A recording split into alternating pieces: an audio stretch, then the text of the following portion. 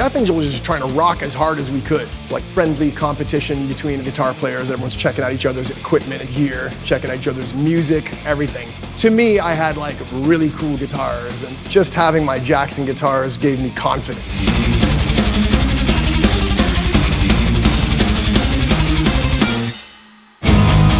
What's up? This is Rob Cavestany from the band Death Angel, and this is my Pro Series Death Angel Jackson guitar.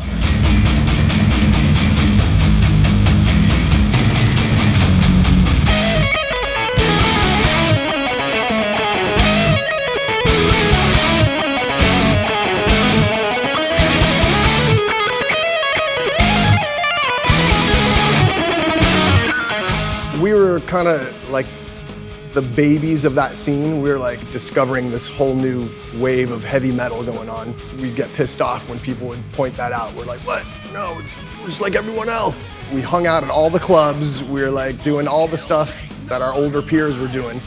And they were totally mentoring us. Like all the bands like Metallica, Exodus. We brought it on stage. So we earned the respect of people. We got to open a lot of those shows, and our whole motive at that point in time was just to like have a blast and rock and just get the crowd as wild as possible.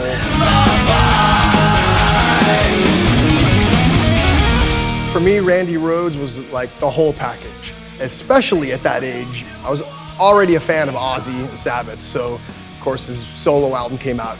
Put that thing on the turntable, and the first riff of I Don't Know just came in, and it was just like, what's that? And song after song, solo after solo, licks, and then I see the dude, and I'm just like, whoa. And I was like still really young, 14 years old or something. I brought my drummer with me at the time, who was 9 years old, front row pressed against the barrier, like right in front of Randy Rhoads. So then I see this live, you know, his whole charisma is coming through, and it's just like his style and his playing, and of course his sound. If he wasn't already my favorite at that moment, he was my favorite. Comes into fading dream, she's sinking deep upon the spine.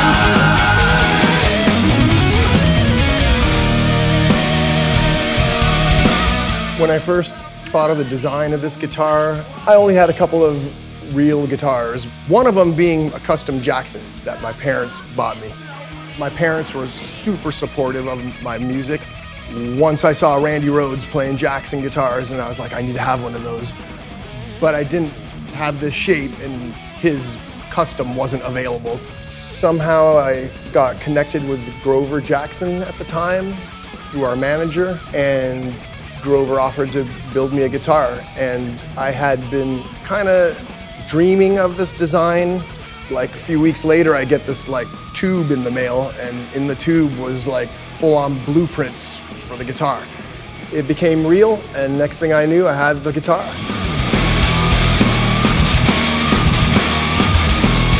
I've been consistent playing Jackson guitars basically the entire time I've been in the band Death Angel. I just favor these. So for me, when I just think about what I'm gonna play with this band that I'm in, it's always been Jackson, and it's been so long. I mean, it's been 40 years by now plus that I've been playing them, so you know, I'm not about to change anything.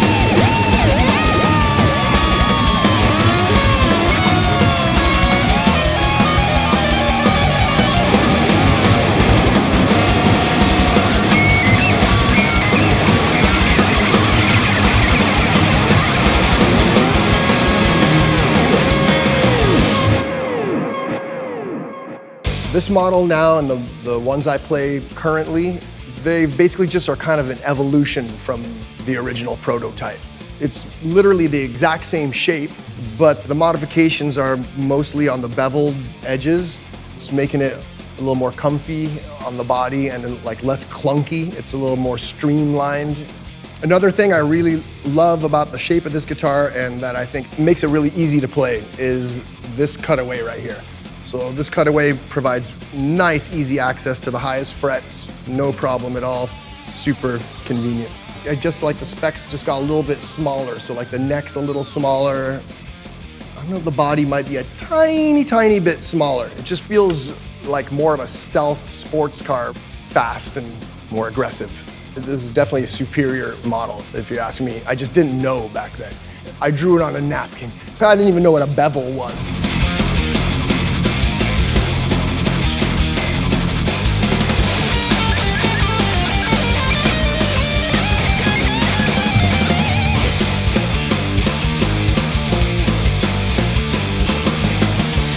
Consistent all the way through is that it's a neck through guitar, which I absolutely love. I'm just not used to the bolt-on feel, so the neck through is really super smooth. The EMG pickups are another really great addition. I didn't have them back then. I didn't even know what those were. For me, the EMGs are just a lot cleaner and quieter, and they have killer tone.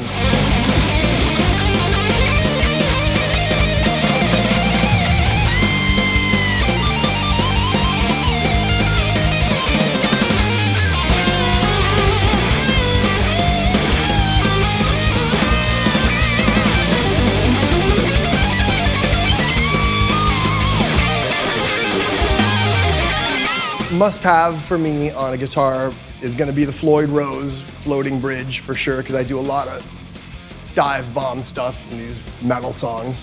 I like it simple with just one volume knob and one 3-position switcher, so I could just do bridge or neck or both. I don't need a tone knob because I just want the tone opened up full on the whole time. Typically, I like a rosewood fretboard, but we wanted to switch it up and do an ebony fretboard on this one, so that's like a main difference between the first model and this model. These perloid shark fin inlays look really slick, so I think that's a really nice touch as well.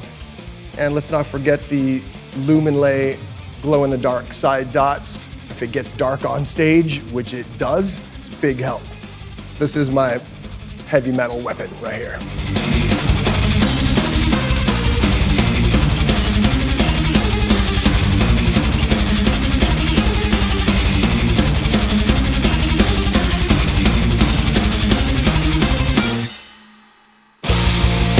If someone sees this guitar in a store, for instance, and picks it up for the first time, wants to give it a try, I'm assuming that they already have an open mind as to guitar shapes and probably are into metal, because it's like, come on man, this is a metal guitar, all right. It's made for metal, and I hope that if you pick it up and fire it up and start playing it, you'll see for yourself what I'm seeing. And it's, top it off, even though it's like really crazy with the shape, it's really versatile.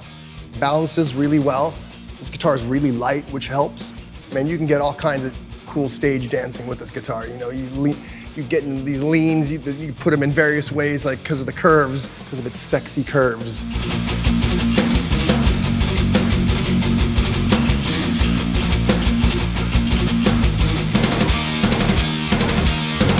My advice for new guitar players, if you're just picking up a guitar and you're like at a guitar shop and you plug it in and you check it out, don't play Stairway to Heaven.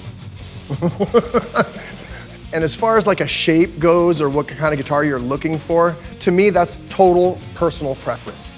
You know, as long as you go for a quality, as much as you could possibly spend, because there's just a certain point where if a guitar is just so cheap, there's a reason why it's so cheap. You're gonna spend a lot of time with your guitar. I mean, like you're literally gonna spend the most time with your guitar than anything or anybody if you get there. So pick something that you love and start with that, because you don't really know the details about certain things, and you can't really know until you start playing, and then you discover what you like or you don't like. And then you discover yourself and your own originality through time. So, you know, start off with one of these, is what I'm saying, and then you won't go wrong.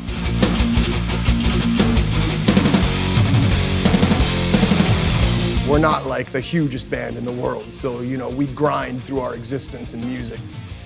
Fortunately, like I literally wake up and like am so thankful to the universe that I still love everything about it. The highs and the lows. It's all a very intense existence, and it's playing live is a rush and a high like no other. And the energy between all the people that love music and my friends and peers in music is just immense. It's worldwide. We tour everywhere around the world. There's been times where things weren't going well and there was like a lot of challenges going on in life outside of music. I did try to like get away from it for a while, and honestly, one of the darkest periods of my life when I was just like sitting there at my job and whatever, and then people would come in sometimes and like, aren't you the guitar player in Death Angel? I'm just like, yeah, what are you doing? Why are you working here? What a waste, why aren't you guys playing? We got back to it, I was like, that's where I belong.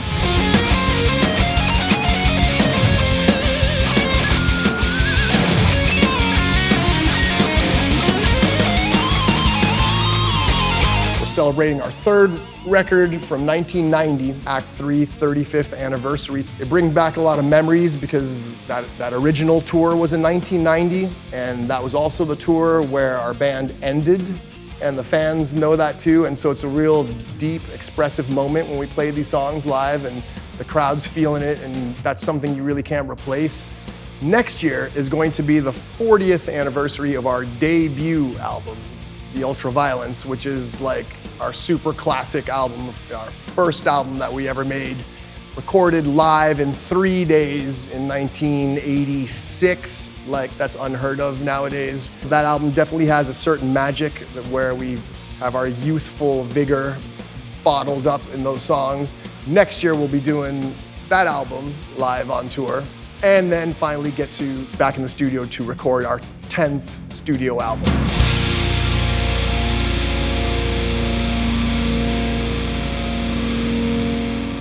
Honestly, at this point, I'm gonna keep playing till I can't play anymore.